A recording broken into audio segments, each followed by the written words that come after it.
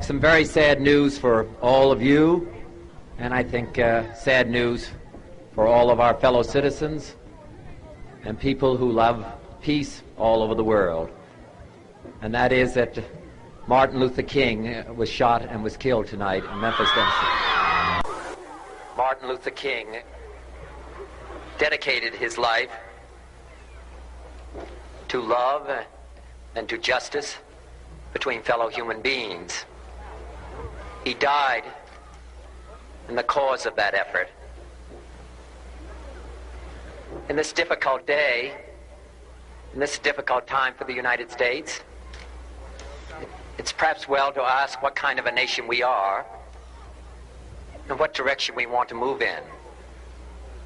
For those of you who are black, considering the evidence evidently is that there were white people who were responsible, you can be filled with bitterness and with hatred and a desire for revenge.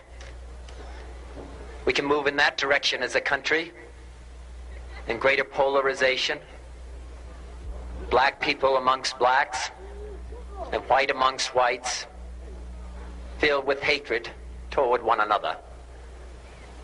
Or we can make an effort, as Martin Luther King did, to understand and to comprehend and replace that violence, that stain of bloodshed that is spread across our land, with an effort to understand compassion and love. For those of you who are black and are tempted to be filled with hatred and mistrust of the injustice of such an act against all white people, I would only say that I can also feel in my own heart the same kind of feeling. I had a member of my family killed, but he was killed by a white man. But we have to make an effort in the United States. We have to make an effort to understand, to get beyond or go beyond these rather difficult times. My favorite poem, my favorite poet was Aeschylus. And he once wrote,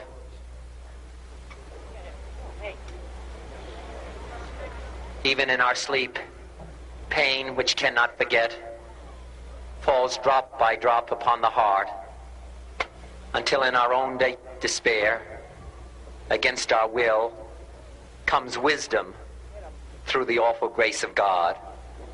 What we need in the United States is not division.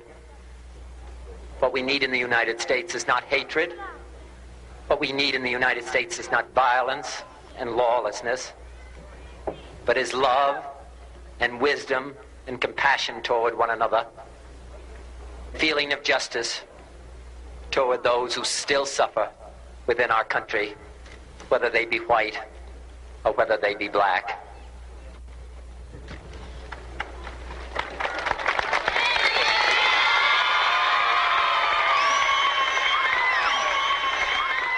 We can do well in this country. We will have difficult times. We've had difficult times in the past, but we will have difficult times in the future. It is not the end of violence. It is not the end of lawlessness, and it's not the end of disorder. But the vast majority of white people and the vast majority of black people in this country want to live together, want to improve the quality of our life, and want justice for all human beings that abide in our land.